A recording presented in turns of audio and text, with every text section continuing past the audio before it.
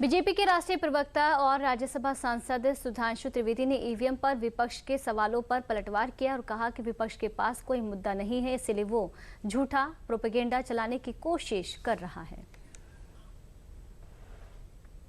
आज उन्होंने ईवीएम का मुद्दा छोड़ दिया और मतदाता सूची के मुद्दे पे आ गए। इसका मतलब अब उन्होंने मान लिया कि ईवीएम हैक होने का आरोप झूठा था और आप आश्वस्त रहिए कि आगे वो इस चीज को भी झूठा मान लेंगे। और मैं एक बिंदु और कहना चाहता हूं, ये एक सोची समझी खतरनाक साजिश का हिस्सा है कि भारत की हर व्यवस्था के बारे में भ्रम पैदा करना।